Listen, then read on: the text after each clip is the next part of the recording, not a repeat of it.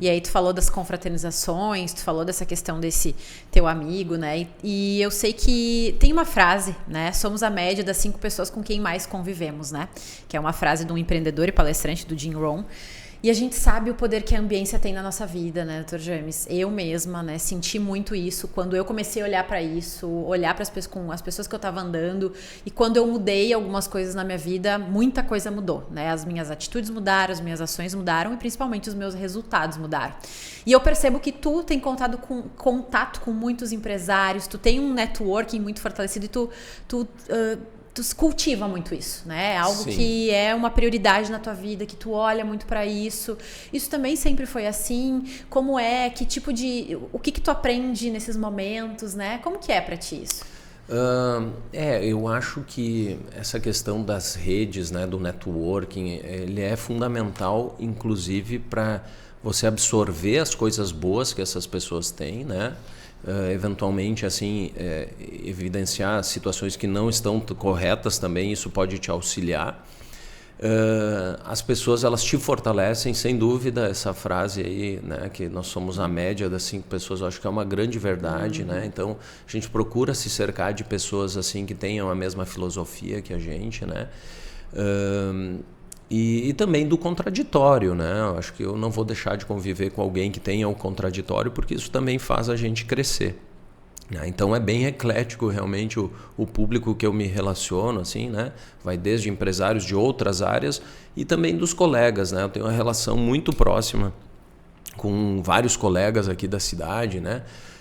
Claro que os cardiologistas acabam sendo o grupo que a gente tem mais trocas, né? Por causa também da questão profissional, mas a gente tem uma amizade muito grande com eles, assim, eu tenho uma admiração profissional, pessoal por muitos deles aqui, né? O pessoal que levou a cardiologia em Santa Cruz todo esse tempo, assim, com essa questão da prevenção. Então, a gente tem esse relacionamento próximo e eu acho que a gente só colhe frutos positivos. Tanto eles no que a gente pode contribuir, né, também com as nossas visões, quanto absorvendo essas informações que eles nos passam, né? Com certeza, é verdade. E a gente sempre vai aprendendo, né? A gente vai vendo, não, mas talvez esse caminho aqui eu não quero, né? É muito o olhar e a troca, né? A gente não tá no nosso quadrado, na nossa bolha, não ficar só ali, ter contato com as outras pessoas, a gente tá sempre aprendendo. Então, eu sou uma pessoa que também priorizo muito isso, eu gosto de conversar, eu gosto de tirar esse tempo, porque eu sei que é sempre valioso e eu sei que sempre aprendo com alguém. Então, eu tô aqui conversando contigo, eu tô aprendendo contigo, eu tô conversando com outra pessoa, com um cliente em alguma consultoria.